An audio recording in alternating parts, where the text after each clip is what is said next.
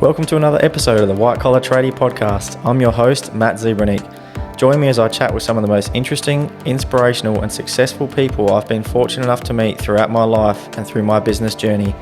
Throughout these conversations, we'll dive into the mindset of our guests and uncover some of the tips, tools and strategies they have implemented in their business and their life that has helped shape their success and make them the all-round incredible humans they are.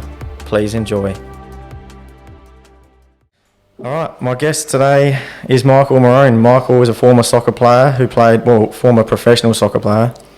You're going to have to correct me if I get any of this wrong too. I won't. Who played 193 games for Adelaide United, which is the second most in the club's history, and a total of 235 A-League games, 16 games for Shanghai Shenzhen, and 1 game for the Socceroos in which he scored a goal. Michael has won 3 FFA Cups, an A-League Premiership, and an A-League Championship. Thanks for joining me, mate. Yeah, thanks for having me. Is any of that right? Was that all right? It was hard to know. Shanghai Shenzhen. For all the Chinese listeners. The rest was pretty good. Apparently they're defunct now, I've heard.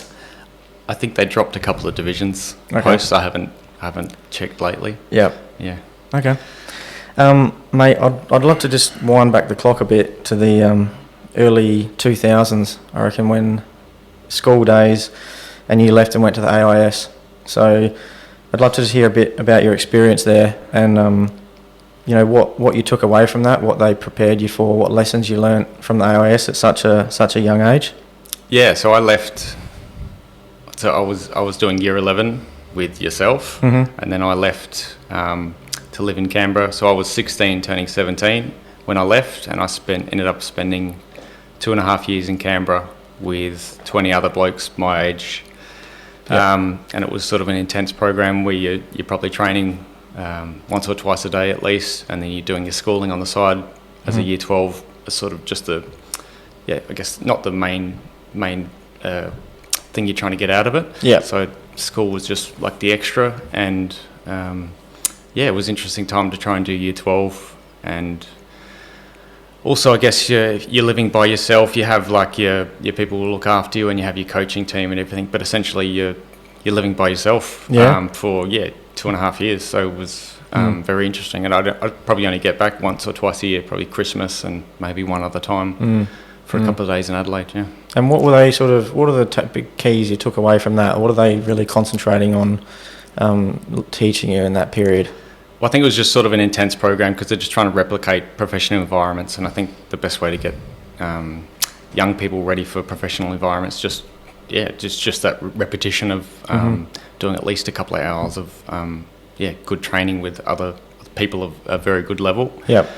But looking back, I probably should have left a year earlier. It was an interesting time when I went there. So it was like a transition period. So with the league we were playing in. When I got there, the league they were playing in was a strong league. They're actually playing in the Sydney League, so you're playing against men. Yep. When I got there, then they left that competition, and I was in this midway section, so we were only playing against Canberra teams. So we were playing Canberra teams, we were beating them 10-0 every game in friendlies. Really? We didn't have a league. And then literally when I left, they joined the Victorian Premier League, which again was a strong league. So I was in this transition period where for development of getting regular football games, it wasn't a good period, but for the training and the other things I got out of it, I guess, you still get a lot out of it. Did you go on to play, did any of those other people you went to the AIS with go on to have good careers like yourself? Yeah, so, the year I left AIS, the A-League just started.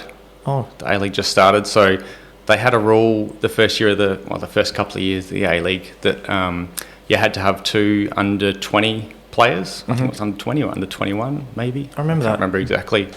So to be fair, a lot of the players from my year group at the AIS ended up going to A-League clubs in their respective states. So for instance, with Adelaide United signed Bruce Gitte and Nathan Burns that year. Yep. So I didn't get picked up straight from that. I went straight to Melbourne and played a year in the VPL, which was like a very good league at the time. Yep.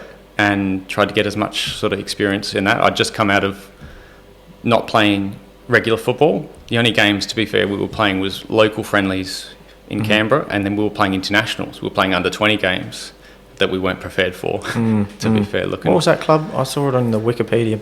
What was that club in VPL? I played for Kingston City. It. Yeah. Okay. Yeah. I wonder where that came in. Yeah. Yeah. That's it. And so I reckon it was doing my research. January 2009. It's 2 days before your birthday. I reckon you made your debut for Adelaide United in the A-League. And I've always interested to ask, because I know, we were hanging out a fair bit back then, and being in that environment at such a young age, like that, going to be a professional athlete, you had to make a lot of sacrifices in regards to, you were travelling a lot, you weren't going out on the Terps like everyone else. So I just wanted to know how you dealt with that at such a young age, of making all the sacrifices that a normal 21-year-old is doing, and then also what was the hardest sacrifices to make? Yeah, that's a few questions in one. I think I actually did an interview a couple of weeks ago, and I touched on that I was probably a little bit naive at the time. From maybe 13, 14, 15, I thought I was going to be a professional footballer. That just had in my head, like, yeah, that's what I want to do, that's what's going to happen. Not getting picked up by the A-League that first year was like, nah, it's all right, I'll go do this and then I'll get picked up. I had a full year in the VPL. I thought I'd played really well. Couldn't manage to get a A-League deal out of that. It was very difficult to make that transition, even though I was young. Came back to Adelaide, literally started working. I got approached to join the Adelaide United youth team, which just started that year as well. Yeah. And I was on the borderline age. I think I was 20. I think I might have been 20. And they asked me to join the youth team. Joe Mullen was the coach, really good coach. And essentially I was like, yeah, we'll give it a go, no worries. And yeah, I played that whole year of the youth league. And like you said, it was last game of the season. I ended up making debut in the A-League game against Central Coast Mariners. And then I played the week after. Ended up getting the grand final that year. I sat on the bench in the grand final that we lost against Victory. Yeah. And got a deal out of that, and sort of built from there. But you know what, sport is that could have easily not happened, and I could have taken a completely different path. Like if I didn't get played that last game of the season, it's very possible I didn't end up playing sport professionally. So it's like a sliding doors moment. Hey? You could say that. Yeah. So the sacrifices. How did you handle that? I guess, like you said, there was a lot of times I was designated driver when we went out, when I was in Adelaide. And I was very on top of fitness. I think I went in early on before gyms were very popular, I was very into gym, and I even worked in a gym. And I remember you and maybe Bo and a few other boys getting involved and just starting to do gym with me. I remember taking Bo for runs around the block and stuff, and destroying him, build the confidence up. I think when you play sport professionally, I guess you miss out on a lot of stuff. You can say miss out, but the amount of times that I would get a invite to a wedding and I'll look at the date and it's like, oh, got a game, I'm away in Wellington, or get asked to be a best man for a wedding, which happened. Oh, I'm away in Newcastle. I asked the coach, hey, can I miss this game? I'm going to be best man. He says no. I'm like, oh God, I've asked him now and I can't pull a sickie because he knows what's up. I ended up missing a wedding, being best man. Looking back, so silly, like just one game. So looking back, you feel like you would have rather missed the game. This happened to a player now. Obviously, I'm playing MPL, which is less league than lower league than A-League. But we had a player that was going to be best man for a wedding. And I was like, go.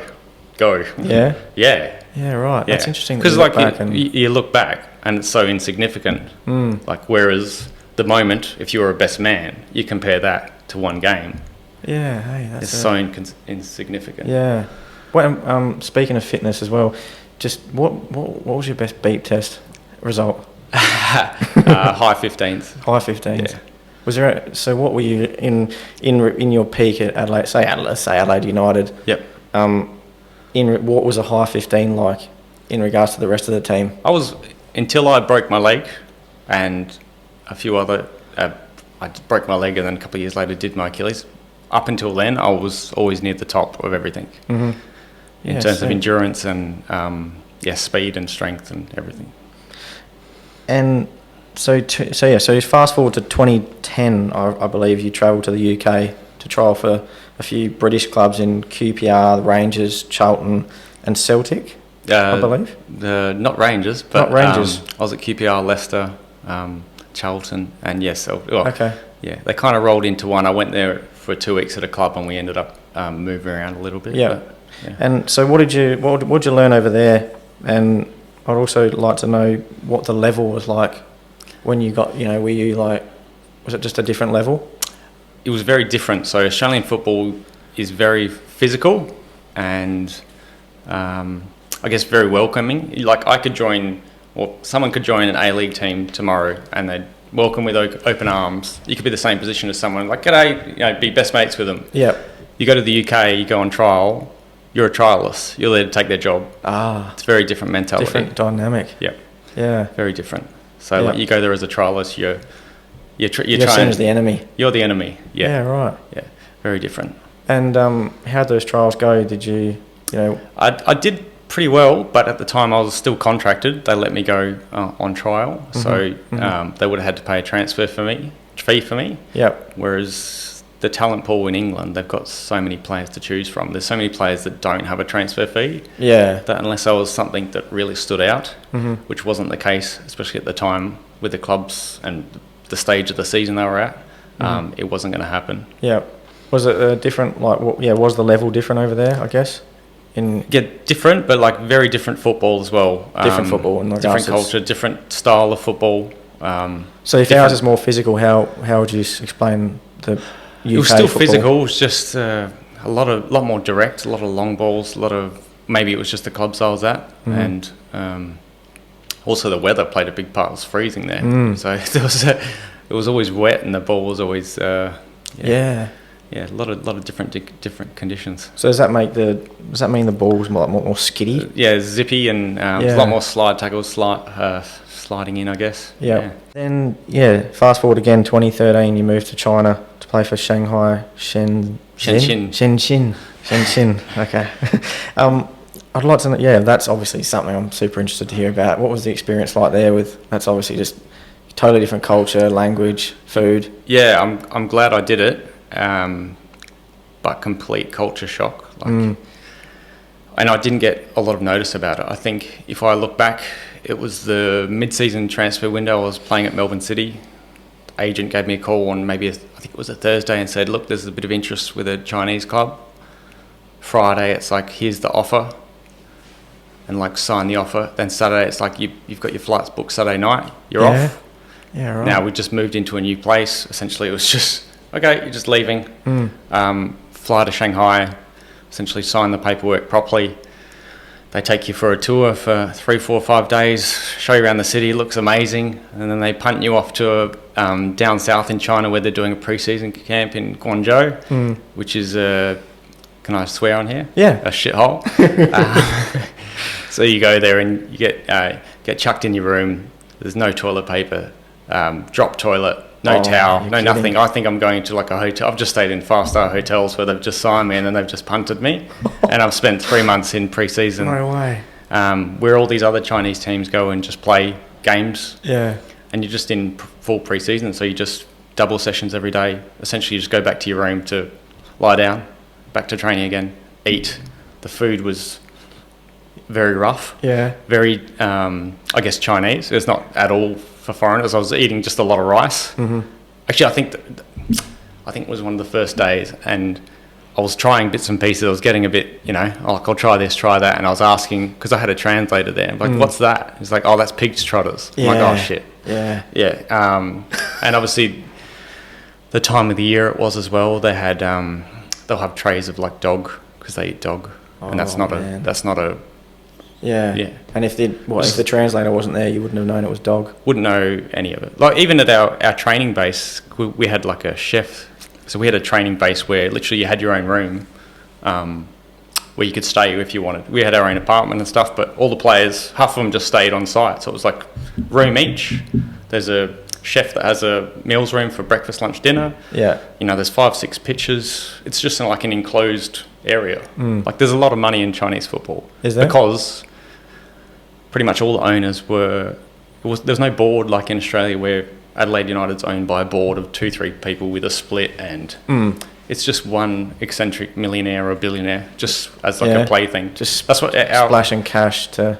Our president owned gold mines in Guangzhou, and it was just like his plaything. Like the stories that come out of that is just like he could sit on the bench and he would just be chain smoking during games. Yeah. If he wanted to make a sub, he'd tell the coach to make a sub. Like he had absolute power. Wow. Things like that would not happen in Australia. Yeah. And there's a funny story about your translator who got promoted a few times. Have you heard that one? Have you? Yeah, I'll do my research. Yeah. Tell us about that. There's a couple of stories with promotions that would be like, wow, it'd be interesting to be in China if you're doing well, because so when I got there, I guess this take a step back. I got there and we had this translator who spoke English not particularly well, so he kind of fudged his resume. He didn't actually study English. He used to sit in classes to study English. That's kind of his way out the ghetto, I guess. Mm-hmm. So he got this job as English translator. There for the year, loved his job. Essentially, when I left, he was really worried. I was messaging back and forth because he thought he was going to lose his job. And then, they made him, for a brief time, I think they just shifted him to be media manager for a little bit. And then he went from media manager to essentially scout. And he was to the point where he was just, they were receiving DVDs of players around, and he was doing the scouting of watching the videos and then making recommendations to the coach of who to sign. And he ended up signing that year, so literally the year after I left, he signed like a Nigerian striker for like 300k off the back of a DVD. Which when you say that out loud, you're like, that sounds ridiculous, but it happened. Wow. Midway through the season, another story with that. So we had a Chinese coach, he got sacked, and then we had the interim coach, which was the team manager, come on board. Now the team manager the previous year was the kit man, so he went from kit man to team manager. So essentially he would organise the trips, and so he became interim while they were finding a coach from team manager to become our main coach. So we had our training during the week and they were terrible because he's not a coach. But we managed to do really well. I think it was the next 2 weeks we got 2 wins in a row, and they made him coach till the end of the year on like a basis. Yeah. So the rest of the year the training was pretty rubbish, but we just don't know whether through coincidence or just we managed to do pretty well. Had a good run. We ended up finishing 7th that year, which was the best the club had ever finished because we weren't a big club. Yeah. And they ended up finding another coach at the end of the year, but he got promoted to vice president at the end of the year.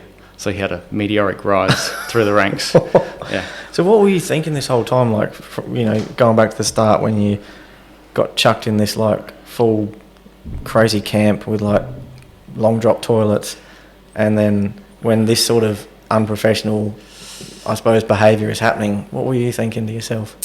Probably the first day I was like, I've been tricked, where am I? Yeah. But it was just that state. It's just what they do. They just train as much as they can all together with all the other Chinese teams and just playing games constantly, just getting fit. I mean, that's the bad side of it. The flip side is the clubs had money to have things where they had a completely professional setup. Whether or not sometimes the training or things would be at the same level, or maybe the monitoring of the players was 15 years behind what we do in Australia with GPS data and everything like that. But the actual facilities for pure the money they spent was there. So you enjoyed it in China then? I enjoyed it. Had a good year. And was it 1 year? Just 1 year you were there? 1 year. I signed for 2, but do you want me to tell you the story with China as definitely. well? Why a lot of foreigners go for 1 year? Yep. So I signed for 2. Okay, hope I'm okay saying this. Anything you want. You can always cut it later. So when foreigners sign there, and if there's a particular coach, whether they be Chinese or foreign, a lot of the time they want to get their own players in because, and again, I don't know if this is still happening or happening at the time, but they'll want to sign their own players because as part of the deal of the players that they already know. Let's say a coach comes in from a random nation, comes to coach a team in China, and they bring one of their players that they know, but then they're like, okay, you sign your contract for X amount, but you get a 50 grand sign-on bonus. If you give that sign-on bonus to me, I'll sign you.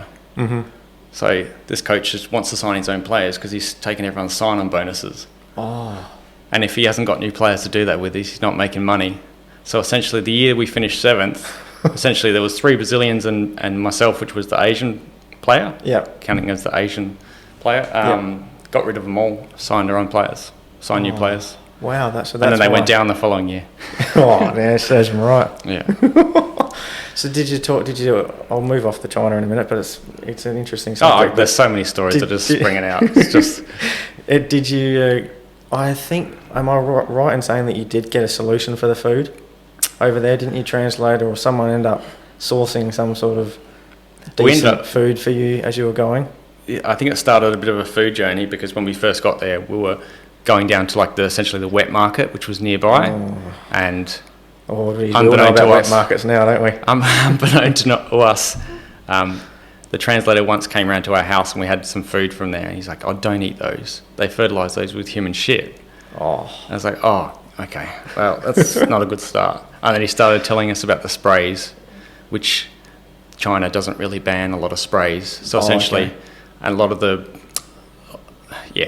if they're transporting cabbages and it's summer, they don't have refrigerated trucks a lot of the time, so they just spray them with formaldehyde so they keep, and then they take them to the market, and then you go eat them and they've got formaldehyde on them.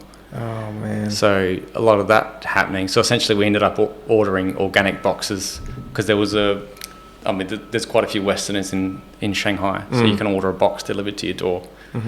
But yeah, the early month, and also it didn't help, in probably the first month I had really, really bad gastro from eating something to the point I thought I was going to die. Ended up in hospital on a drip. Really? And Chinese hospital was not fun either. I was going to ask you what that was like. Chinese hospital, probably not heaps of fun. Well, everything was coming out of every hole and I couldn't stop it. And I just couldn't keep water down, and you were in a hospital waiting room with...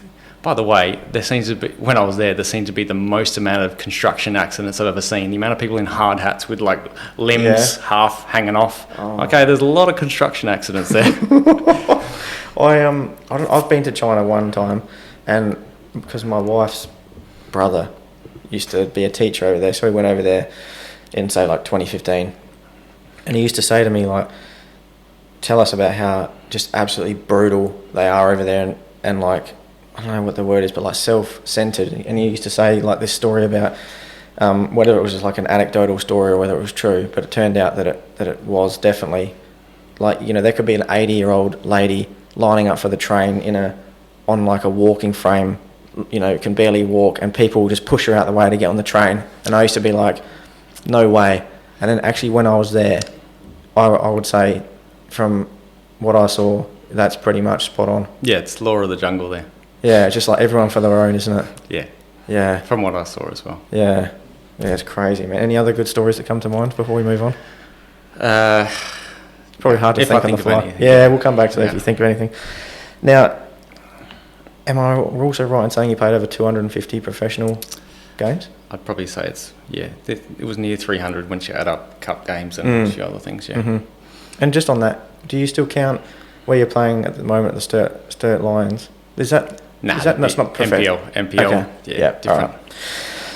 Right. There is a hell of a lot of ups and downs, you know, in over 250 games, and I'd like to understand how you'd pick yourself up after a bad performance, or especially say a bad run of form. If you found anything that would help you to get through like a bad patch of form, like mindset tools, any sort of strategies or tips or advice you'd have for anybody.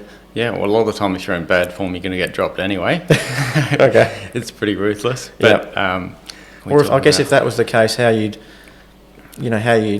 knuckle down to get yourself back on the team or something like that, because that's happened to you a few times. I spent probably the early 20s to late 20s. I spent a lot of the time where I was playing every game, playing 90 minutes consistently, and it probably wasn't until I had an injury or two, and then you find yourself coming back from injury, and then you're competing a little bit more with players around you. Yep. And then in the modern era now, a lot of teams just have two players for every position, so you're competing directly against someone else. So when they bring someone in, it's you or them. Yeah. But in saying that, Australia is very different with the team environment and culture. Like most recently, when I played at Adelaide, and I think Ryan Strain was coming through, who's now obviously he's coming through Socceroos and doing well. I still message with him. Great guy, awesome bloke, loved him, and I was direct competitor with him. And we probably one of the years I think we played 50-50 games. But it's just that sort of camaraderie. And I think last few years of my career, I really realised the team aspect of it, where the team comes first. I think probably early 20s. Let's say you weren't playing, you'd be like, oh, I need them to play bad so I can play. Mm-hmm. And then that switches when you're in. That switched the last few years for me, where I'm like, I want them to play well. Yeah. What can I do to help the team? Okay. Does that come down to maybe? Can you put that down to a certain team culture or environment, or do you think that was more? I don't know. Just if it was you just getting matured. Yeah. Because I know players that were younger that had that, or it looked like they had that, and I was like, why am I thinking like that when I was younger? Yeah. But I think that's a change of culture. I think Adelaide in particular has a really good culture, and also because they have a lot of Adelaide-based players coming in, so it's not like we've got half the team from Sydney and Melbourne, and they're just here, on pure contracts. Like, they want Adelaide to do well. They're from Adelaide. Their family and friends are at all the games. It's a different environment. So do you think that makes a difference? Like, massively. Yeah, about like getting local guys playing for the local A-League team? Massive. Not only for the fans to like get behind, but the players. As far as I've seen, like, the players want to do well for their city. It's their home club. Yeah. Like, it's just different. Yeah. Do you get, this might be a bit of a weird question, but do you, I'm going from an AFL perspective, do you get many kids who would grow up in Adelaide but go for Melbourne? Because you get a lot of that in the AFL where, like, kids that go to AFL, their whole life they've actually barracked for Melbourne, but they lived at Melbourne Demons, but they lived in Adelaide. Does that happen a bit in soccer as well? I wouldn't say as much, because I think what the A-League teams try and do is try and get that catchment early on, so you have a lot of visits to clubs, and not so much schools, but at club level you'll get sent on promotions. Essentially, you're just going out running a training session, every couple of months or something like that. Get people involved, get them, so the tie with Adelaide United is a bit stronger. I don't think you're going to lose many kids after you do stuff like that. Yeah, even for me, like, I remember when I went to school, and I would have been 6 or 7, and Tom Wren came to our school, the Adelaide ruckman. Oh. And he was ginormous. And why would I remember that? I don't remember anything. Tom Wren, isn't he the news presenter? But played the... I know the one you're talking about. Sean Wren. Sorry, Tom Wren. Oh, Tom Wren. I think he's on the Channel 9. Yeah, no, but he was ginormous. Yeah, huge. What else do I remember about that year when I was 6 or 7? Nothing. But I remember that. Yeah. So, like, things like that stick with when you have, like, sports people come out, whether it be at that age or a bit older. Essentially, they're looking up to you. Yeah. So I remember that. So. Well, that's a wicked question. Like, does Adelaide United in particular put a lot of effort into that sort of grassroots? They do. Yeah, and I think they know that's the return. Yeah, well, it ends up with bums on seats. It ends up with a stronger tie to Adelaide United. It's only good. It's good for sponsorship. It's good for everything. Yeah. What is kids football, soccer like in Australia these days? Is there heaps of kids? There's a lot. I think it's the most participated sport above basketball, even above, and AFL. Yeah. Really? Wow. Is that translating into? Is the A-League then improving in regards to quality and that sort of stuff? I think that's a different question, because I think the management of the A-League has sort of spiralled the last, I'm going to say, 3 to 5 years. They sort of were on this trajectory where all the crowd levels were going up and up and up, and then they did some things that did not help the league, I think, and we've seen those go down and down. But places like Adelaide have been very resilient. Like, they'll still get 10,000 to a match. And can you say what things they've done that?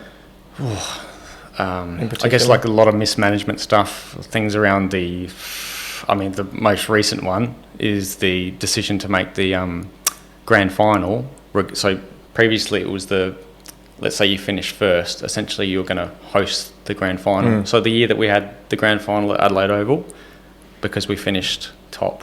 Yep. Now this year they just decided, after the season started, mind you, apparently without any consult, that they've sold the rights to Sydney to host the grand final, regardless. So let's say AFL sort of level thing.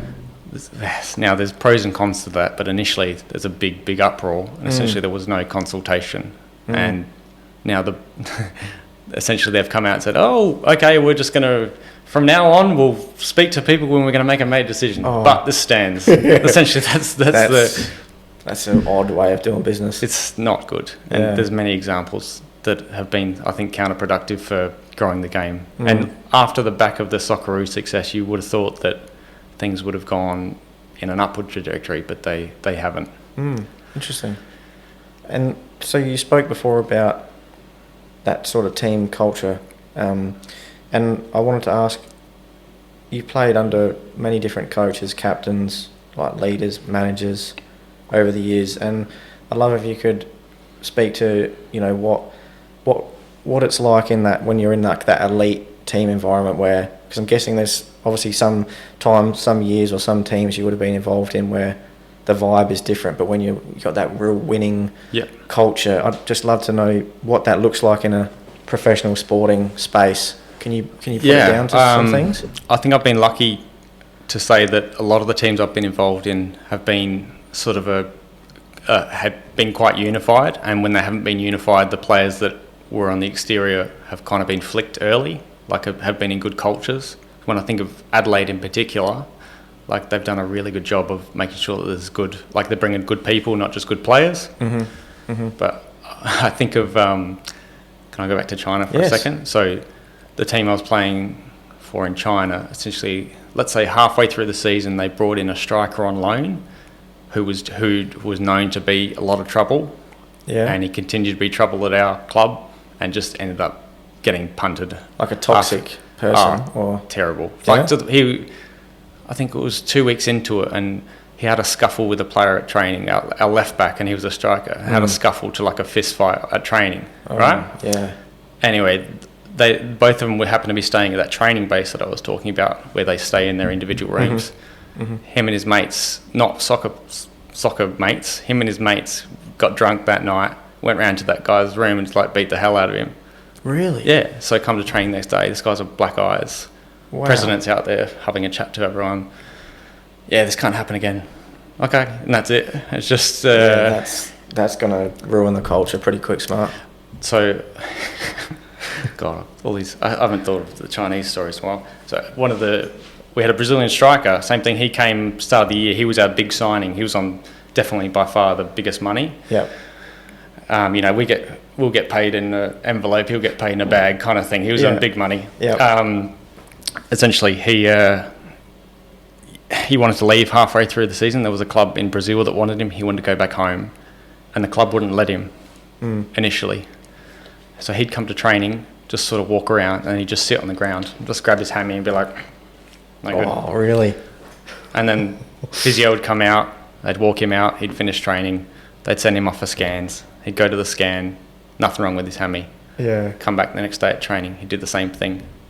And then the same thing, and then that goes on for a week, and it wasn't working. They're not going to sell him, and then he'd come to training, and he would just. This is when we had the coach that was the team manager. Yeah. We'd essentially come to training, and he would just try and disrupt it. So we'd be doing a passing drill, and the ball came near him. He would actively chase it and boot it as far as he could. Really? Yeah, and the coach like would just be standing there like this, like not sure, because he doesn't really have the authority to say anything. He can't do anything. So he's just like kind of ignoring that this guy's just ruining every drill we do. That's like some high school, primary school level type of thing, isn't it? And unbelievable. So this went on for weeks, and eventually he won. Yeah. Oh, but that's insane. That could never happen in Australia. Yeah. You try one thing like that, you'd be sat down, your contract, there'd be big ramifications for doing anything remotely like that. So yeah, that's a crazy story. Yeah. In a professional sporting environment, and he's carrying on like a toddler who had his toys thrown out the cot, sort of thing. Yeah, he got his own way. Yeah, well, that's what he must have known, that I'm going to get my way, or thought I'm going to get my way either way. Yeah. So I'm going to make their life hard till they let me go. Yeah. So it's fair to say China probably didn't have know any of the team culture that. No way. You have over here. Also, everyone. So like in Australia, you have your team goals at the start of the year. We want to finish here. We want to do this. China felt, maybe it wasn't because of the language barrier, I don't know. It just felt a lot more like mercenary. Yeah. Yeah. Now, also on top of that, like in Australia, you have your wage, but you don't get any bonus, contrary to what people think. You don't get any bonus for win, loss, draw. There's nothing to do with that. It's not performance-based with that. Obviously, you have your goals and you want to do well. Maybe for the club, there's different things, but for individual players, there's no bonuses. In China, the Chinese players were paid a fairly low salary, but they would get substantial bonuses for points. Right. So you could have some players that would train terribly during the week, Monday, Tuesday, Wednesday, Thursday, Friday. Come game day, they've run around like headless chickens. Yeah. Because there's money motivation. So again, I could feel that as well. Yeah, right. That's crazy. And then there was, the year I was there was also lots of rumours with match fixing. Not particularly out, except for one game. Apparently, I found out weeks later that there was one game that there was players being investigated for match fixing. Now it was a game. Yeah, so who knows? Towards the end of the year, some teams are up here, some teams are down the bottom. The bottom few will get relegated. So there was rumours of the teams down the bottom paying off teams above them to fix matches so that they could. Yeah. I don't know if any of this happened, but there was a lot of those rumours floating around as well. Absolutely different world. Interesting to watch those games back, knowing that. There was no. I only say that obvious things. I only say that because I just remember one particular game, and I was like, "Why are we so bad?" Yeah. Because it was a game with the team below us, and I was like, "Why are we so bad?" And I think we ended up losing that game, and it was just a weird one. It was not until weeks later when I think my translator told me a portion of it, and I was like, "Oh, okay, yeah, that's." I don't know, but it's like it sort of made sense that there was a possibility. Yes. Because people were just not trying that hard. Yeah. Wow. What's the environment like? I'm just interested because I've never played a professional sporting match. Obviously, you can tell by looking at me. What's the vibe like in the change room? You know, when you are in that really sort of winning environment, you guys are up and about and you're vibing. Like, what's going on in the change room? Yeah, there's nothing better, I guess. There's a lot of highs and lows in sport, from the lows of getting injured and like having to rehab or sitting on the bench and having one of the worst things ever is to sit on the bench, not come on, but you still go through this roller coaster of emotions. And now that sounds silly, but like if I'm on the bench, I'm still doing the same pre-game. I'm still getting hyped up pre-game. I'm still doing the warm-up, getting ready to go on. You're a lot more anxious when you're on the bench because it's just, you're watching the game. There might be certain things that happen. And you just can't control anything. And then you don't come on and you're just like in this... Yeah. Oh, sorry. And then you end up... And then it's the lows. Then you end up having to do extra runs and fitness and stuff after the game. There's from the lows of that to the highs of, you know, playing well, let's say at Highmarsh and like scoring a late goal in front of the home fans and like crowd just going nuts. There's nothing better. Yeah. Can you let me know I'm bouncing around on my questions a bit. I always do, but I didn't want to let this slip. So the Socceroos, and you scored a goal. Can you tell us a bit about that? It's not a bad conversion, eh? 1 from 1. 1 from 100%. Yeah, 100% strike rate. What was that like, man? So I went through a really good period in my early mid-20s. I was playing really good level. I got involved in probably 3 or 4 Socceroos camps. I think one of them was with the mains, so there'd be sometimes A-League based Socceroos camps, and then there was like the proper Socceroos camps with, you know, so I'd be in there and there would be Mark Schwarzer and you know Lucas Neal you sit next to and all these big boys, and that was a big deal. It was awesome. Oh yeah. And then when I made my debut, it was more of an A-League based squad. It was in Hong Kong, and we were playing Guam, which were a fairly lowly ranked team. And I think we ended up beating them 9-0, but got the chance to start, and I think I scored the second goal. I got an assist, and then I scored the second goal outside the box, and yeah, it was amazing. What did you, when you went out to the Socceroos trainings, was your fitness at the correct level, sort of thing? Yeah. Yeah, but I do remember, funny you said the beep test. They did another test. I think it was called the yo-yo test. I think the first session with the Socceroos, I thought I was really fit, and I was like, oh, okay, I'm pretty average now. What is the yo-yo test? More like sprinting and then recover, sprinting, recover, kind of, as opposed to the beep test, but it's still very high tempo. Yeah. And I was always at a really good high fitness level when I was average in that group. Yeah. So you're like, okay, these guys are fit.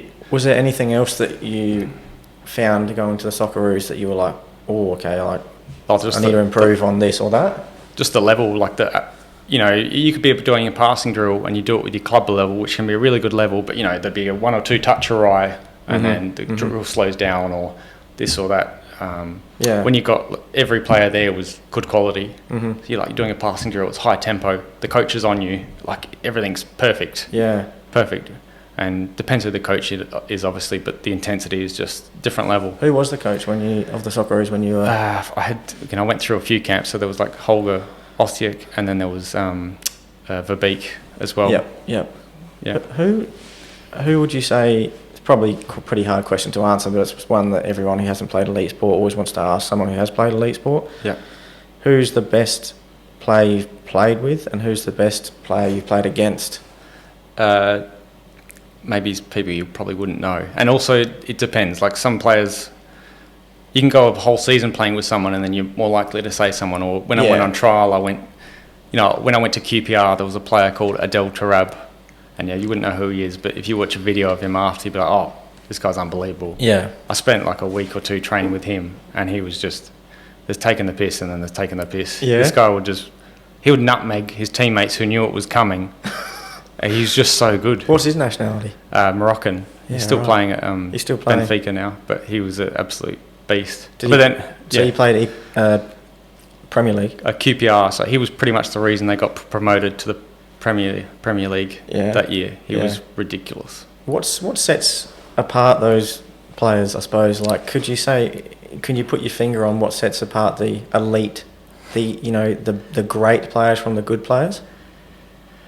Talent will get you so far, and then the work ethic. The work ethic is another thing. I knew plenty of players growing up that were probably the same or better than me that didn't end up getting to A-League. Now, whether that's through chance or other reasons.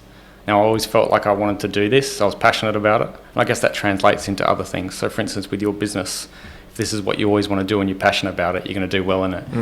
I think I heard on your last one, you said if you're 1 foot in, 1 foot out, it's never going to work, which is essentially the same in sport.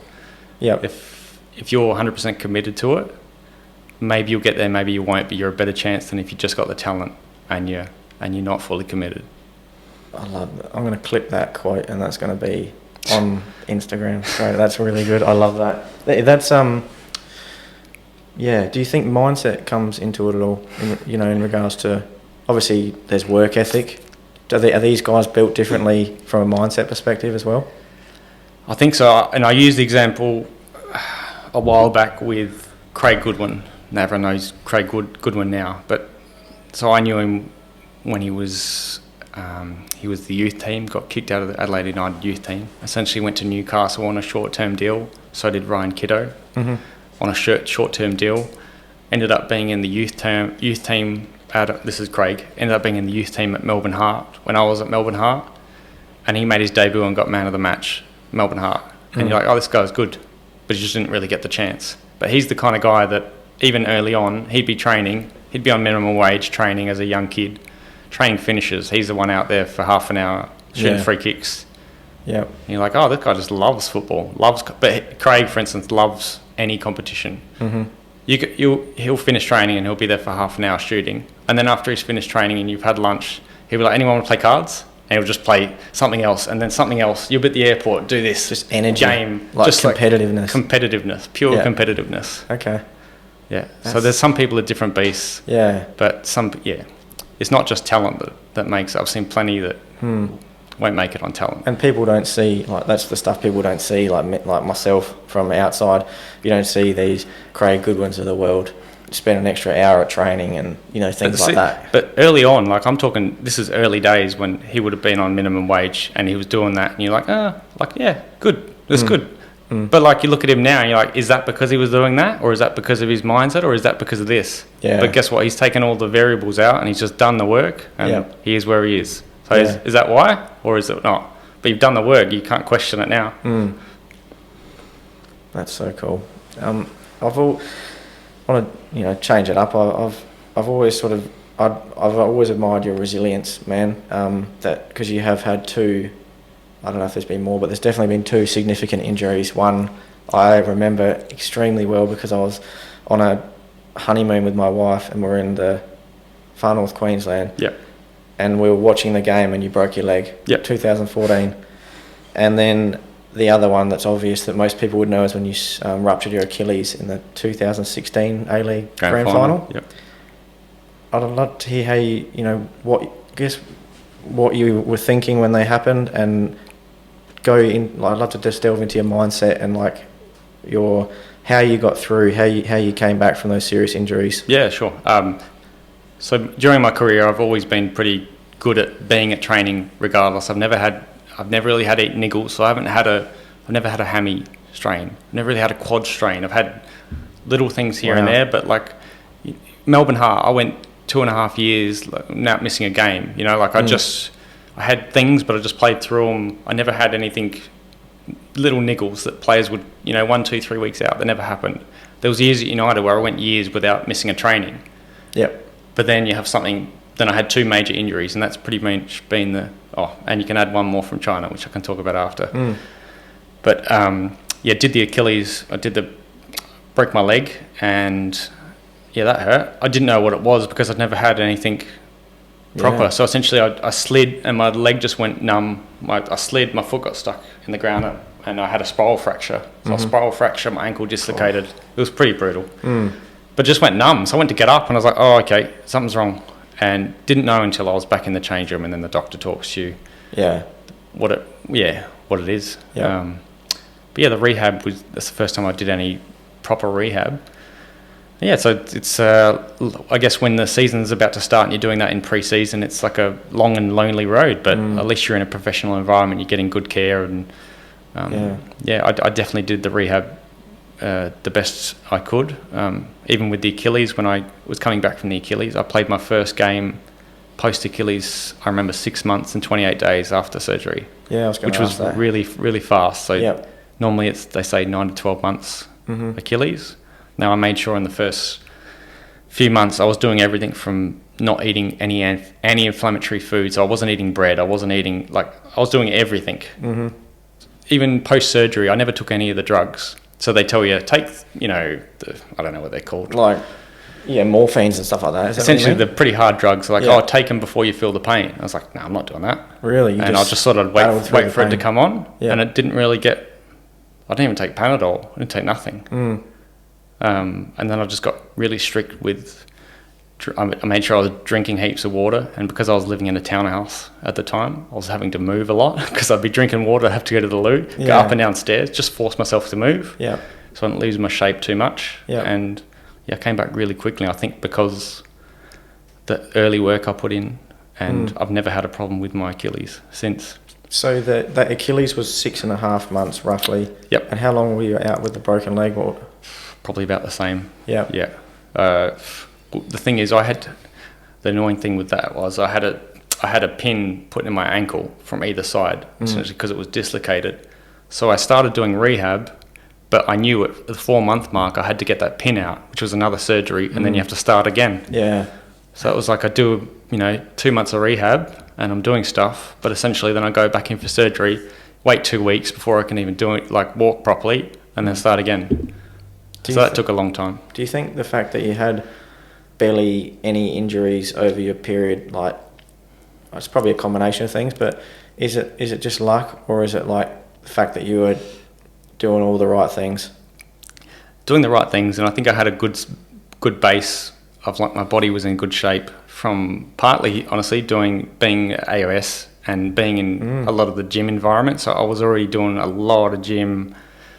I was already kind of doing a lot of prepping for my legs were really strong, my upper body was really strong, my core was really strong. Yeah. A lot of footballers that going from a semi-professional environment to a professional environment aren't going to have the same gym ready, body ready for professional environments, and maybe they'll get some injuries from that. I just felt like I went straight into it and just never had an issue. What are the fundamentals? Could you say there's some fundamental exercises? Because a lot of these people who are probably going to listen to this might be those semi-professional guys. You probably don't want to give away all your secrets because you're playing in that league now. But is there fundamental exercises that you're always doing that you could say definitely made a difference? Just major. I always had ridiculously strong adductors. So I never had any adductor strains.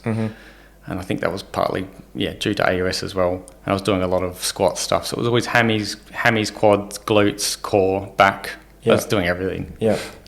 But I think one of the major, as you know, under semi-professional level, one of the major injuries you'll get or you'll see is a hammy. Yeah, hammy. And do you think does that come down to not having the strength in the hammy, like the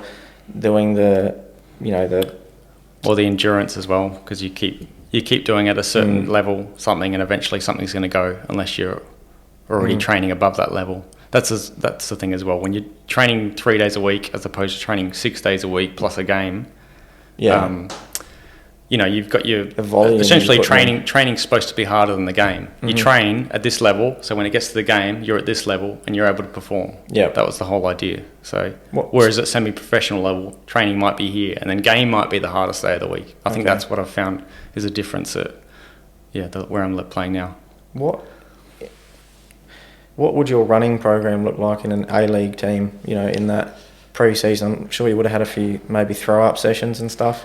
Not so quite. Like a lot of it's based around the ball now. Early days was a lot of. I remember when I was young, the first day of pre-season, you'd meet at the athletics track. Like, okay. Doing like 2K time trials or something. You do a 100 metre, 200 metre, 400 metre, 800 metre, 1600 metre, 20 metre sprint tests.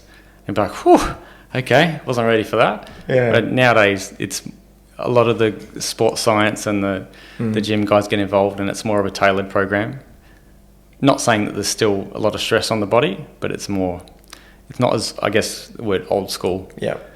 And I think back to that point, back in China, I felt like they were about 15 years behind with monitoring. Yeah. Like you could go out and do a session. There's no monitoring how many Ks you've done or how many sprints you've done or why they've suddenly got 3 calf injuries this week compared to last week. There's no monitoring. Sports science is just not anywhere near like we have. No. Going back to that, what was that injury you had in China? It was during a game. I had a big Brazilian centre-back double foot me in my kneecap.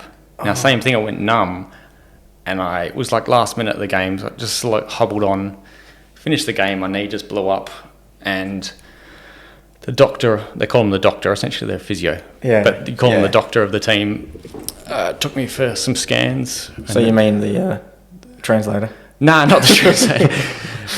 Go on. They took me for scans and essentially told me it's just bone bruising, so it can't get any worse.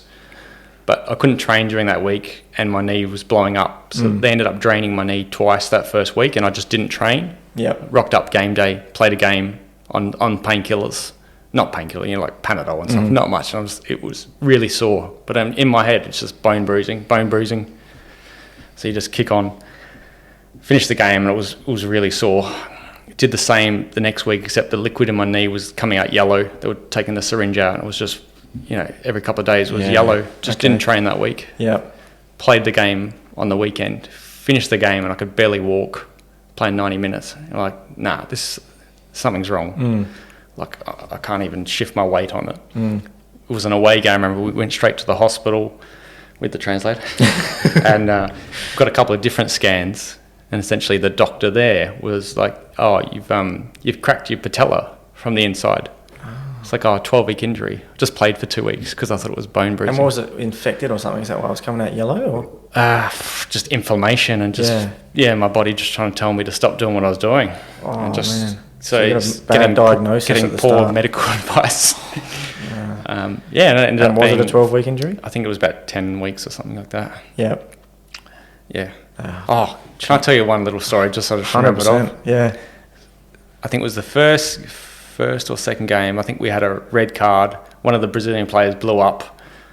I think someone tugged his shirt. It was something minor, and he blew up and essentially pushed him, and he got a red card. Now that you'd have a lot of meetings in China every morning before training. It'd be like an hour meeting. Yeah. I don't know what about. A translator would just keep saying, and he's saying the same thing again, and he's saying the same thing again, and he's doing the same thing again, and I'd just be sitting there. So that player gets fined, for instance, and then we play another game, and someone that's right. It was the Brazilian, where I got double-footed, right? And we had this meeting like the next week, and it's like, blah blah blah. Mickey didn't react. He didn't like push the player back or like go nuts on him after that and get a red card. And they gave me a bonus. They gave me like $1,000 Yeah? for like not For reacting. not demonstrating. And I was like, oh, okay. And those kind of things happen all the time. They just give bonuses or fine people just for random things. Really? And they do it in the meeting. But I was thinking, when I came back from my knee injury, I remember we played a cup game. So there's league games and you've got cup games. Yeah. I didn't know this cup game was televised. So it's one where they have millions of people watching. Now, I was on the bench. It was my first game back, or thought it was going to be my first game back. It was an away game. And I remember being on the sideline warming up, and it was maybe the 60th minute we were losing, and the coach made 3 subs, which means you can't make any more subs. And it wasn't me. Yeah. And I was fuming. And I was like, all the players walked back to the bench because you have a big bench. But I just stayed behind the goal and was like, bugger this, I'm just going to get something out of this. So I just stayed behind there, and I just sat there doing push-ups, dips on the chair, essentially just doing a mini gym program for the rest of the game for like half an hour. Yeah. Not realising this game was televised and the camera was there and it's just me in the foreground doing gym. Oh. Yeah, I got fined for that. You got fined? Yeah, I got fined. So there were so many different things that... Really? Yeah, I just thought you were going to say you got a bonus for that. Nah. They gave you like Who a knows? participation award bonus. For Roll of the doing- dice on that one. Geez, that could have gone either way. I Could've thought they were going to maybe encourage you to do it or something, and then that happened. Oh, so again, I'm spending too much time on China, but No. there's so many superstitions over there as well. So you get injured, the president came to me and he spoke a bit of English. He's like, you got to get a haircut.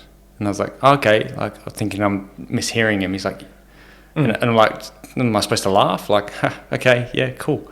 He's like, no, you got to get a haircut. And the translator's like, every time the president was around, the room could be completely noisy. President walks in the room, everyone shuts up. Everyone sits up a little bit straighter. Like, if you got money, you're the boss in China, there's like a different level. Even at like a restaurant level, if you're the amount of times you go to a restaurant in China and it was before their shift and they're all lined up in one line and the boss is literally walking in a line, just essentially just doing a half an hour speech, just talking to him because he's the boss. Oh, I thought you just only saw that in the movies. No, so this is the culture. So this is why before every training, they'd have like an hour meeting and the coach would just be essentially just talking to you going... And the translator wouldn't tell me much was going on because there wasn't much being spoke, really. There's like this hierarchy and he's... Hierarchy. Yeah, I've forgotten completely my train of thought why I went to that restaurant. But I think you just went off on another story, which is cool. Mate, Can't remember my point. China's different. Oh, superstition, that's right. Fish. Yeah. Yeah, they make you like... I had to go get a haircut. If you get an injury, you got to go get a haircut. Oh, that's... They've got to cut your hair. Oh, what? Just things like that. Just any type of haircut, or you had to go full shave or something? Just had to get a haircut. Wow. Don't know why. Just had to. So did you? Yeah, had to. The president spoke, I had to. Did the translator do it? Because he probably was a hairdresser too. Nah, but that's the thing. I could get a haircut. I had such short hair in China because there's that many haircut joints around. It would cost you like $2. You'd get a haircut and they'd like massage you at the same time. Yeah. Like, while you're getting a haircut, there'd be 3 people around you and it would be like $2. Oh. Everything was so cheap there. Yeah.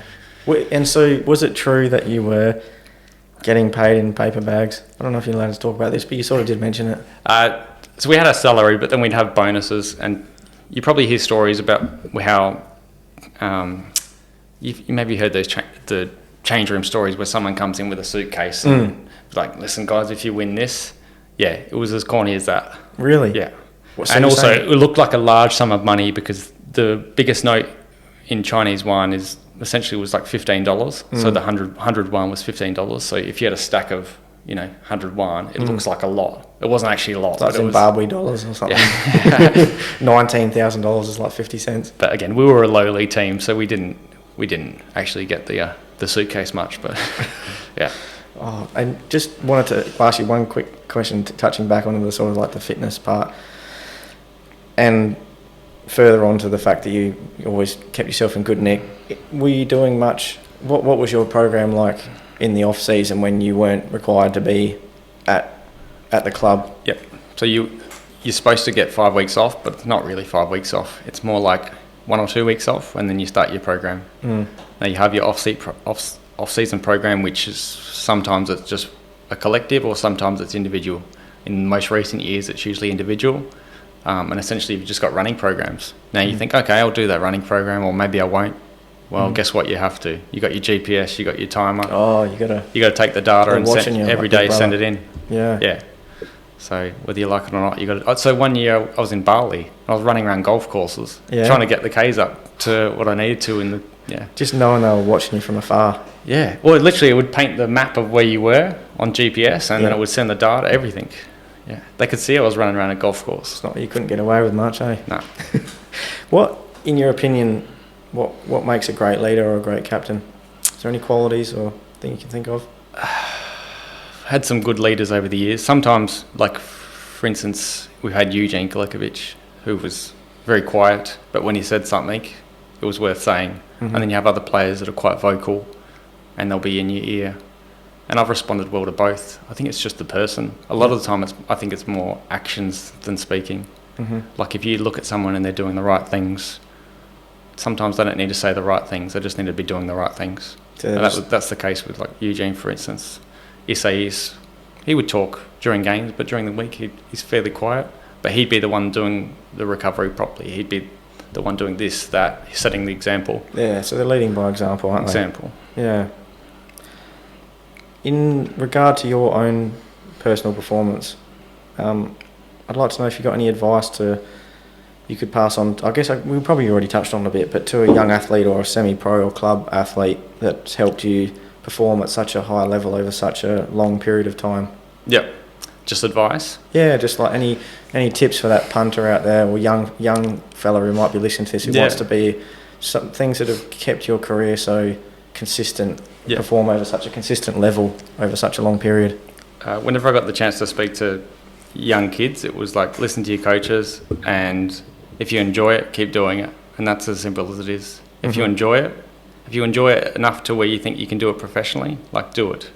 If you enjoy it at a casual level, do it at a casual level. It depends where your level is, and we spoke about that before with like the talent versus how much you're willing to do. Yeah. What did your diet and nutritional plan look like when you were performing at your peak? Because that's an interest everyone has in an elite athlete, I reckon. Yeah. So some players were very strict, some not so much. Some had a plan on game day. Others, like myself, did not. I didn't care what I did on game day. Some players, I used the example like Jordan Elsey, he'd have to wake up at this time. Then he'd go, if we were playing a Saturday afternoon, wake up at this time, take his dog to the beach for a walk, get breakfast at that cafe, order that meal, go home, have half an hour sleep, have pasta at 11:30 at this time with this. And if something goes awry, then in trouble. Yeah. Me, sometimes I'd eat whatever, I'd do whatever. I always felt like I didn't want to have to, if something went wrong, I didn't want to have to blame something in the back of my head. And we're like, I ate pasta at 11:35. Yeah. And then you got an excuse. I always felt like maybe that's just me thinking too much, but I always thought I don't want an excuse to be like, that's why I'm not performing. Yeah. What about overall in regards to the diet and the nutrition?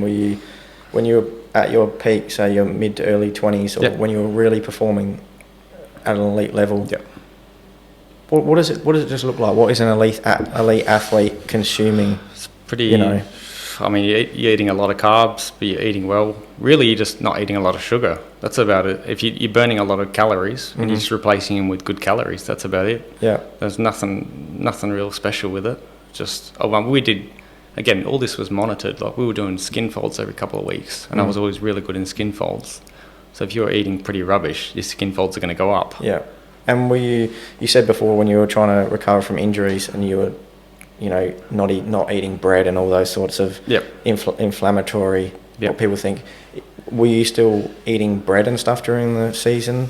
Yeah. That was just I've got nothing. Imagine I've been in this full-time environment of training, and then essentially I'm at home, and I'm like, how can I get back as quick as I can?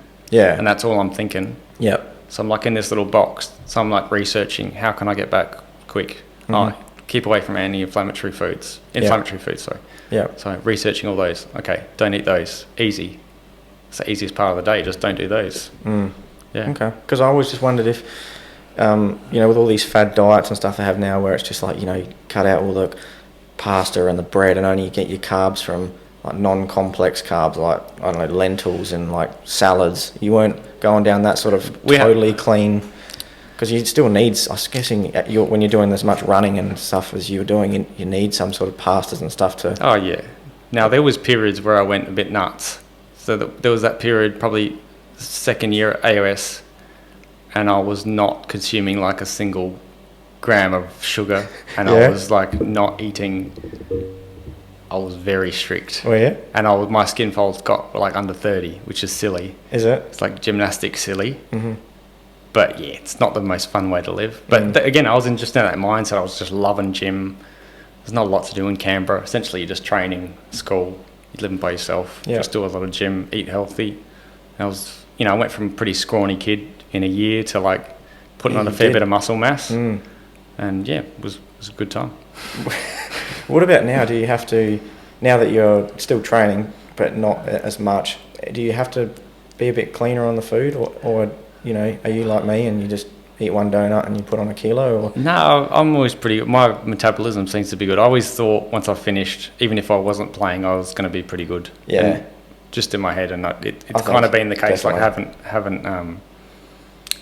Again, I think it's what I eat as well. I've been veggie for like 6 years now, so I think that helps as well. Like that limits what you can overeat on. If I'm overeating veggies and stuff, like it's not a big deal. See, I'm glad you brought that up, because that's a bit of the track I was trying to go down with the other question is, how have you found the veggie thing with, everyone says you need protein and you need issues as an elite athlete? I did my bloods plenty of times and I was like perfect and everything. Mm-hmm. I only did this because so when Mel was pregnant with the first one, every time she was having meat, she just kept chucking. So we ended up just not eating meat at home during the course of the pregnancy. Mm-hmm. And then it kind of goes from that to, I'd still be on away trips and I'm eating meat and fish and everything. And then it got to a point where I could literally feel, if I wasn't eating meat during the whole week and then I'd eat something, I just feel like tired. And this is over a long period, let's say 6 months. And I thought about changing. It's not like I read anything or did anything. It was just pure through accidental. It's not like I didn't like eating meat or was animal advocacy. It wasn't that path. It was just I felt better. And I think I always thought it was normal to feel like tired. Once it hit like 2, 3, 4 o'clock, I'd just, you just get this like a little wave of tiredness. You don't even realise it. It's not until after you fix it and you're like, oh, that's not normal. Well, it wasn't normal for me, and I'm not saying this is right for everyone, but I've just found that, when I was eating meat, I would just feel tired in the afternoons. Whether it would be that day or the night before, I would just feel generally worse. So I just, I stopped. Did you try and supplement the protein with other forms of nut? You didn't Never. You didn't go down that track of like, oh shit, now I've got to have a bunch of lentils or... No, never. And then I always thought, okay, we'll just check because we have access to, we're doing bloods, work and stuff like that, and I check and I was like, yep, perfect and everything. I'm like, all right, just keep doing what you're doing. Is there many other guys in teams you played with that are veggie or vegan? There was a couple, and then I think there was a documentary or two that came up where I think at one stage for lunch, I think half the team was trying, but they didn't last very long. Oh yeah, that was more of a fad. Yeah, when a few docos come out, you usually get a few people jump on board. But it depends the reason. If people are looking for to increase their performance, they'll give it a go. Mm-hmm. Like you see now, which is popular, which I'm not against, I think that has some merits, have you seen the eating all meat diet? Yeah. And I'm like, that'd be interesting to try. I'd probably die though, going people reckon they get shredded on it. Yeah, it'd be hard without the carbs, I think. But I think there's its own merits. There's a lot of people that had success with stuff like that. So just whatever works for yourself. Yeah. This is probably also a hard question to answer, but do you have any mental performance strategies or tools you used when you're in precious situations, like self-talk maybe, or anything like that you could look back and think you used or learned? Probably never spoken about it, but we did a lot of mental health stuff during soccer days, and we'd have a lot of guest speakers in and tell you this and that, and sometimes you'd apply it, sometimes you wouldn't. Sometimes one person might get something out of it, someone else might not get anything out of it. I found honestly the affirmation before a game, essentially just saying to yourself, honestly, but I got into this thing right before a game, whistle was about to go, I'd just say to myself, I am enough. Wow. That sounds silly. That is so cool. But just saying that and just I'd take a deep breath. Yeah. Say that. Everything would feel, be ready. That's I just got amazing, into, I wouldn't even forget it. I'd just do it, and then, sometimes I'd even say it out loud. It doesn't matter. Now it sounds silly to say. I probably haven't said that to anyone. That's actually awesome. Yeah. That's really cool. And what brought that on, you reckon? I think it was one of the talks we did, and it was talking about affirmations and stuff. For some reason, it struck a chord, sort of stuck with me. I'm saying there probably would have been 10 that I didn't have an interest in, but for some reason, that one applied to me. And I know another player that also used that, who's now... have you heard of Isaac Richards? No. He was a goalkeeper at Adelaide United, and now does MMA. Oh, okay. He's a bit of... Yeah. I'll show you some videos after. Yeah. Yeah, he's scary. Is he? Yeah.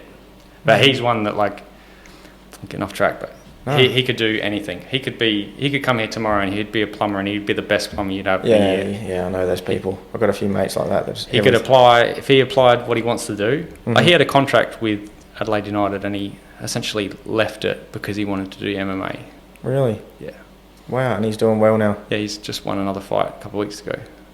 He uses the affirmations. That's so cool. Glad I asked that question, because that's such a good answer. Change it up again. I always believe you've been a fair and clean athlete. I think anyone would vouch for that. But I have to ask, the ball boy incident. Oh yeah. Can you run us through that? Yeah. And how you dealt with the to. aftermath, because that was massive. I feel like from memory they were trying to get you to go on the project and all sorts of TV shows and. Yeah, it was pretty big. It happened to be a slow news week, I think. So we're in Sydney. So was that the third or fourth? I've been in 4 FFA Cup finals. Obviously, we won the 3. That was the one we did not win. Mm-hmm. It was it was extra time. Let's say it was the 110th minute or something. Extra time. We were losing in Sydney. I'm running to the sideline. The ball's gone out for a throw, and I'm like, yeah. To get the ball off the ball boy. Mm-hmm.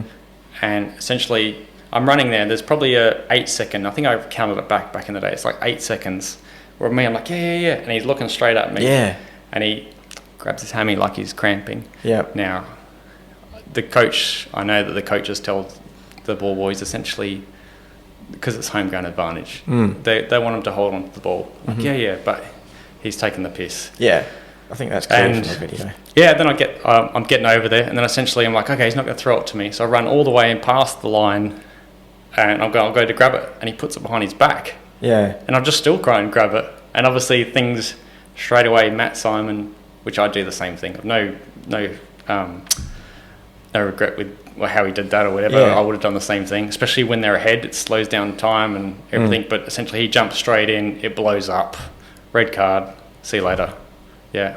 Did you actually... And then I had the tribunal thing post that, where I had to fly back into Sydney and essentially plead my case. But at the time, they didn't really want me to speak about what happened. They just was like, just cop it and just move on, essentially. So I didn't get a chance to say what happened. It was just...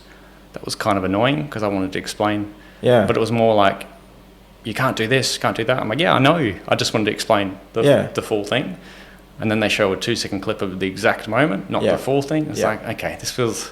Can get taken out of context. And people that know me know that I'm not going to... No. That's not in my nature. No, not at all.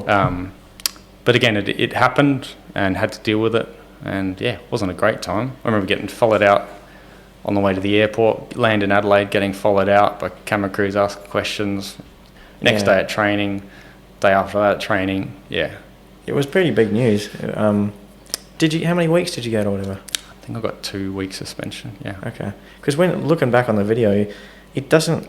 I don't know, I might be wrong, but because I wasn't there, but when you even just accidentally shirt fronted him type thing when you're trying to get the ball, didn't look like it was a hell of a lot of impact, and I looked like he sort of... If it was just a standalone incident and like if Matt Simon wasn't right there, essentially as soon as it happened, he was right there and he just pulled me and it's just like blown up. And again, if I was him, I would have done the same thing, because it's like, okay, we're up. Yeah. There's been an incident. I can get him red carded. Yeah. Essentially, let's slow the game down. There goes 5 minutes off the clock as well. I would have done the exact same thing.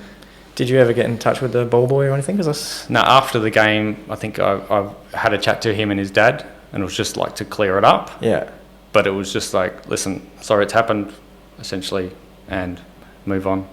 How did they take that? Were they? It was fun. They were fine. Yeah, he got to celebrate with Sydney FC after Yeah. the game. He was loving it. Yeah. He was up on the stage. Yeah. Yeah. Oh, that's interesting. During your time in the A-League, how have you seen the progress and improvement of the women's A-League? Yeah, I've watched a few games here and there, but they're getting, I guess the competition's getting stronger. They get foreign players in as well, and I think all around the world, women's football's getting better as well.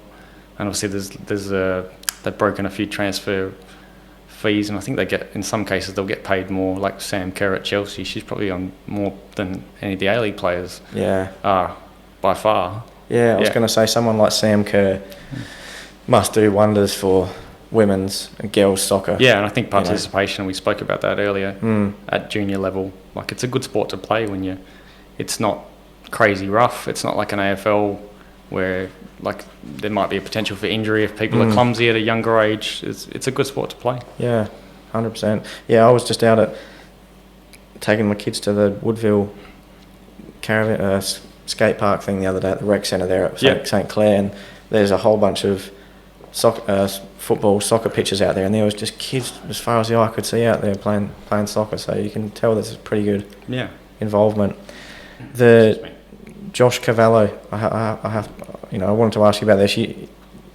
Hugely positive story to come out of the A-League recently, and was massive worldwide news. And honestly, I still can't believe that he is actually confirmed basically that first and only player to come out as openly gay professional football player at the time in 2021 anyway. That was maybe that's hopefully different now, but I'd like to know, over your 14 plus years as a professional football player, how the clubs have changed and made improvements in that space, and would that have been possible for someone to do that 14 years ago? Interesting question. I guess I've never had to come across it, and also I was with Josh, I guess, for 6 months before I left, and then of course it was post me leaving that he came out. Yep. And essentially the only thing I could remember from that was my first thing, like, oh shit. I remember when he first moved here, and I was talking to him because he was living in a particular area, and I was like, oh, do you like the area, blah blah, to this. And I think one of the first questions I asked him was like, do you have a girlfriend? And for some reason that popped up in my head with one of the first things I said to him, like, oh god. Yeah, well, I mean, you just he was just a pretty quiet kid. And I didn't know him for very long. I was only there for half a year. I was there. But no, it's a tricky question to answer, I guess. Can you see improvements in that space? Because in obviously the wider community, it's way more accepted now to be openly gay, and in a sports environment, it's still not really a thing yet. But I'd like to know if maybe the environment has improved. And if you were going to be at a club to, like, with that sort of timing, Adelaide's the place. They essentially facilitated him doing a video, and like everyone was completely on board. It was excellent how they did it. It was perfect. But again, I don't know what other clubs would have done, but they did it perfect. It does. I don't know about you, but it seems crazy to me that in this day and age, and the amount of people that play football, he's the only one that's come out to be professional to be openly gay. That's unreal, and good on him. I love that story. That was awesome. Yeah. Career highlight or highlights? I think the year we won the grand final, just that year, not so much the actual when I did my Achilles. No, just the year, only because the season it was where we hadn't won a game in the first 9 games, and then we just went on a run where we didn't lose. Right. Yeah. So like the momentum shift from, I remember we were having a chat amongst the players at halftime in that game where we were losing it. We ended up winning that game, and then we just went on this silly roll where we just had so much momentum. Just felt like we just couldn't lose. Next game, the next game. And it just felt like we couldn't lose. We'd get all the way to the grand final, and just having the hype of Adelaide Oval full the whole week. That was a build-up of that. It was in Adelaide, like your hometown, which I feel like, again, we touched on earlier, I think they're going to miss with having a grand final in Sydney. Like you have a Wellington Perth grand final in Sydney. It's just, I think it's the disaster. The vibe would be totally different. That year, it was just amazing. what was it like that, after the game when you were trying to celebrate, but was it roughly about half time when you... 75th minute, it was almost near the end of the game. Yeah, so you were probably injured, definitely. You were probably in a fair bit of pain. Yeah. Well, I'd like to you could describe how that went down with the... Yeah, so I got told, I thought, I was jogging backwards like normal, and then I took a step forwards. Yeah. And my first thought was, I'm in the middle of Adelaide Oval, but it felt like someone just threw a beer bottle up my leg. Yeah. I literally, if you look at the video, it's me going like this, because for some reason I thought, someone in the crowd's thrown a beer bottle. That's the first thought that came to my head. Really? And then obviously it's that realisation of like, it's where I am. And I was like, I can't, something's wrong. It's instantly numb. And then I'm like hopping around on it because they wouldn't kick it out. And I've just thought, I've done my calf. Mm-hmm. I've done my calf. Mm-hmm. And then the real doc, the real doc comes on, and essentially they do a test with, they press your calf in here. Yeah. Essentially, your foot moves if it's attached. Yep. Now my foot didn't move. It's like, you've done your Achilles. I got told on the ground. Mm-hmm. And I was like, nah, like I've done my Achilles. And I didn't even get stretched it off. I just came off with the physios, go straight to the rooms, and then they do the test again, and then they show me the gap in my leg. I'm like, okay. Yeah. And then so while I'm down there, they're just getting me ready, essentially get the crutches on, and I'm just walking out on the crutches, and the final whistle goes. Yeah.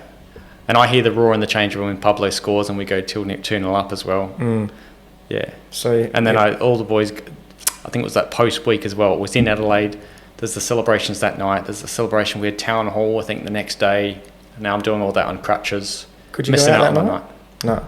Go straight home, unfortunately. Do the boys get around you after in the change rooms and stuff? Yeah. There's only so much you could do, though. Yeah. That was one of my main posts that night. That was one of my main motivations. Like, I want this night to happen again. I want to play a final in Adelaide again. Yeah. Didn't happen, but yeah, that was definitely my motivation switch after that. That's interesting to tap into your mindset that you put a positive spin on it, or you used it straight away already as like motivation that, some people might be thinking, this is the worst thing that's ever happened. Why me? Why, but you were like, nah, I'm coming back from this. Yeah, is what it is, eh? Now, after a 14-year roughly professional career, and plus all that lead up as a youngster in the AIS, and just totally your whole life was playing professional soccer, do you feel like you were prepared for life after sport? And second part, do you feel like you got enough support leading up to the end of your professional sporting career? Yeah, so I will say yes, and that's because the last few years I definitely separated myself from my football identity. I'd seen it before with players where they'll, 1 year deal, they're 32, 33, 34, they're hanging on that 1 year deal, and then they finish, and then what do? It's like everything. It's like, let's say you're a footballer, you're finishing up, and everything in your world is football. It's like, here's Matt, how's football? That's one of the worst. Yeah. So it's one of the worst questions for people. I don't know if you know this, and it happened a lot during, if I hadn't seen people in a while, and I'd be like, Matt, how you doing? How's football? And I would hate that. I would hate it. Really? Hate it. It's like, I don't care. Like, how am I? Yeah. How's football? Forget it. So I made this disassociation for the last few years I was playing. Was like, there's Michael the footballer, and then there's Michael the person. Yeah. So essentially, the last few years I made sure that I wasn't going to finish my career and be like, I'm Michael the footballer, but except I'm not Michael the footballer anymore. So I made sure that wasn't a thing. And when I finished, I was quite happily done.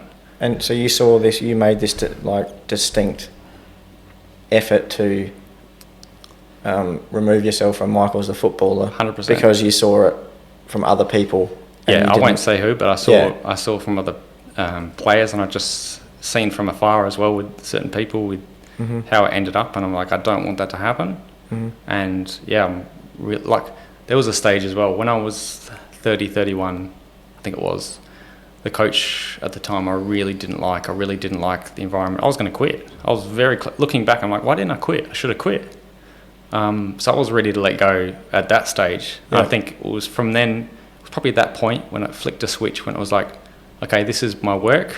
I enjoy it, love it, but this is my work now. It's not, you know, I just flick the switch. Yeah. And it's like when that's done, something else. Yeah. What are you up to these days? Well, I'm doing remember back in the day you came to my house ages ago and I was talking about tiny home things possibly? Yep. So we're working in that space at the moment. I've got a half-built prototype at the moment, just a bit of a slow burn. So it's like a triple axle trailer, a 10x2 off-grid tiny home that's getting built in Melbourne with some fancy tech in it. So runs off like biogas system. So Really? essentially like, you know, you flush, here you go, bathroom stuff. You flush the toilet, essentially the waste goes into the biogas system to powers the unit. Really? Also has solar, completely off-grid. You just plonk it on a block and can live in that. Is there anything you can shout out in regards to that, like businesses on a little bit early. Get me on 6 months, eh? All right, we'll come back part 2 and we'll just mostly shout that out. I'll wrap it up in a sec. Obvious question I have to ask. Current day GOAT. Current day, what's that? Current day GOAT, Messi or Ronaldo, or is there someone else you can throw in the mix? I think now it has to be Messi after the last World Cup. After the World Cup? Undoubtedly. Yeah. Okay. And finally, just want to know if you have any message you'd give to aspiring young athletes out there, or more broadly, you know, to make it specific to this podcast, business owners, tradies, or young professionals who might be listening to this and they're trying to make their mark in their chosen profession. Yeah. I think just find something you're interested in, and if you're interested in it, someone else is going to be interested in it.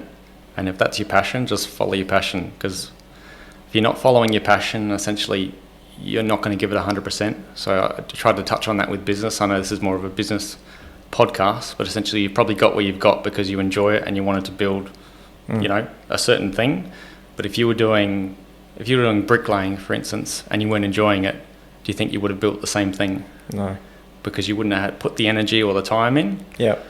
So whatever aspect of life, whether it's sport or whether it's your own business or whether you're working towards a particular target or a hobby or a goal or whatever it is, you just have to be passionate about it, because if you're not passionate about it, it will go nowhere. And even if it does, it's like that thing we talked about earlier with talent and work. Like, you can have a little bit of passion, but you're not willing to put everything in. Yeah. You'll have a half-baked project. Okay. I love that. Thanks, mate. Thanks so much for joining me, and awesome lessons, awesome insights. Hopefully some things I don't think you've spoken about before, so I really appreciate you coming on and giving me the time, man. Easy. Cheers, man. Thanks.